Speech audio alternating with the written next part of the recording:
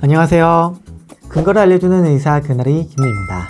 평소에 운동을 꾸준히 해야지 건강에 좋다는 말은 많이 들어보셨을 거예요. 그런데 제가 예전에 본 기사 중에서 영국 인구 중 5분의 1은 격렬한 운동은 단지 성적인 관계를 할 때뿐이라는 사실을 인정했다 라는 내용을 본 적이 있어요. 이 기사는 근거 수준이 높은 그런 데이터는 아니고 스포츠용품 유통회사에서 의뢰를 해가지고 한 1800명을 대상으로 진행된 설문조사인데 신뢰성이 높은 데이터라고 생각되지는 않지만 우리나라라고 해서 크게 다를까 싶기도 해요. 생계를 위해서 생업만 하더라도 하루가 꼬박 가버리는데 시간을 따로 내서 운동을 하기가 현실적으로 쉬운 일은 아니잖아요. 자, 그러면은 이 관계만으로 운동이 과연 얼마나 되고 꾸준히 관계를 한다면 운동을 따로 할 필요가 없는지 근거로 팩트체크 한번 해보도록 하겠습니다.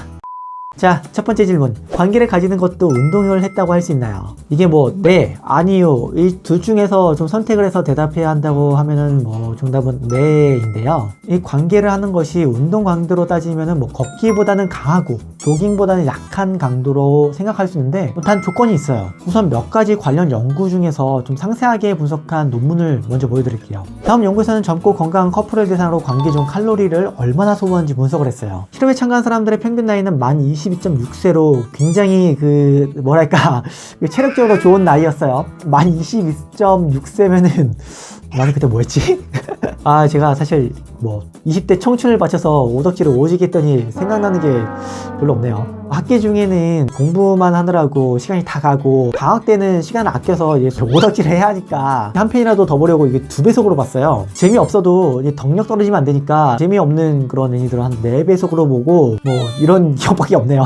자, 어쨌든 이분들에게 러닝머신을 30분 뛰게 했더니 남성은 273kcal, 여성은 213kcal를 소모했어요. 참고로 밥 한 공기가 한 300kcal쯤 해요. 그리고 시간을 정해두지 않고 관계를 갖게 했더니 남성은 관계 중 총 101kcal, 여성은 69.1kcal를 소모했고 관계 시간은 전이부터 마지막까지 약 24분이었어요. 그리고 운동 강도는 걷기보다는 강하고 조깅보다는 약한 정도의 운동 강도로 측정이 됐는데 중요. 문제는 이 정도 운동으로는 이 관계만으로는 다른 운동을 안 해도 될 정도로 운동하려면은 매일 하루에 1시간 이상은 해야 돼요. 그걸 매일매일 1시간 이상 한다는 게 쉽지는 않겠죠. 자, 두 번째 질문. 절정일 때 운동 효과가 더 클까요? 절정 순간만 따로 계산하기가 쉬운 일은 아니에요. 그래도 관련 데이터를 보면 남성을 기준으로 관계 시 절정 전에는 심박수가 평소에 한 50% 정도로 올라가는 데 비해서 절정일 때는 2배 정도로 올라갔어요. 그리고 순간적으로 심장이 일을 많이 해서 절정 시에는 심장으로 가는 부담도 평소보다 2배는 올라가요. 절정의 순간 심장이 일을 많이 하는 거예요. 여성도 남성과 크게 다르지는 않을 텐데요. 하지만 절정을 느끼는 그 찰나의 순간은 너무나도 짧기 때문에 순간적으로 심장이 일을 많이 하기는 하지만 실제로 절정으로 인한 운동 효과가 크다고 보기는 어렵습니다. 단지 관상동맥이라고 심장을 먹여 살리는 혈관으로 피가 잘 안 흐르는 분들, 예를 들면 협심증이 있는 분들, 이런 분들은 관계 후에 심근경색이 생기는 가능성이 2.7배 증가하는 것으로 나타났어요. 절정 시에 심장의 부담이 커지다 보니까 심혈관이 안 좋으신 분들께서는 주의를 해주셔야겠네요.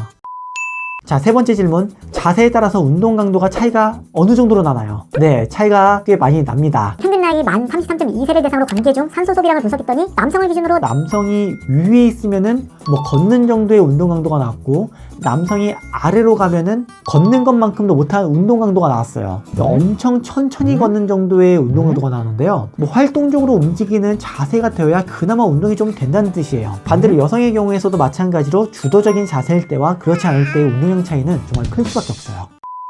자, 이제 네 번째 질문. 운동 없이 관계만으로 운동량을 채우려면 어떻게 하면 되나요? 정리하면은 매일매일 관계를 갖되 하루 1시간 이상 꾸준히 하고 또 움직임이 크고 힘든 자세로 관계를 가져야 어느 정도 의미 있는 운동이 됩니다. 쉽게 말하면 병강세도 쌍코피 터질 정도로 심지어 이것도 젊은 커플을 기준으로 말씀드린 것이에요.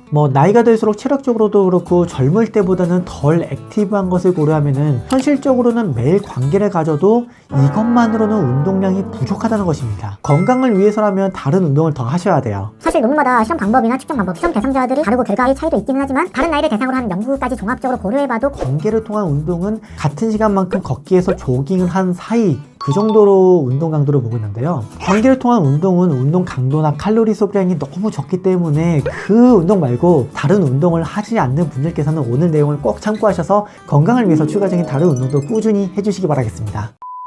그럼 한판 정리 시작하겠습니다. 젊고 건강한 커플을 기준으로 남자는 총 101kcal를 소비했고 분당 4.2kcal를 소비했으며 여자는 96.1kcal를 소비하고 분당 3.1kcal를 소비한 것으로 나타났다. 관계 시 운동 강도는 걷기와 조깅 사이 정도이며 활동적이지 않은 자세일 경우에는 걷는 만큼의 운동도 되지 못한다. 절정 시 순간적으로 심장이 많은 일을 하지만 절정은 지속 시간이 짧아 운동으로서의 큰 의미는 없다. 심혈관이 안 좋은 분들은 심장이 부담이 되지 않도록 주의하자. 꾸준한 관계는 운동으로서 칼로리 소비에 조금은 도움이 될 수 있으나 지속 시간이 짧아 큰 의미가 있기 어렵다. 따라서 건강을 위해 추가적인 운동이 필요하다. 감사합니다. 여기까지 근거를 알려주는 의사 그날이 김연이었습니다.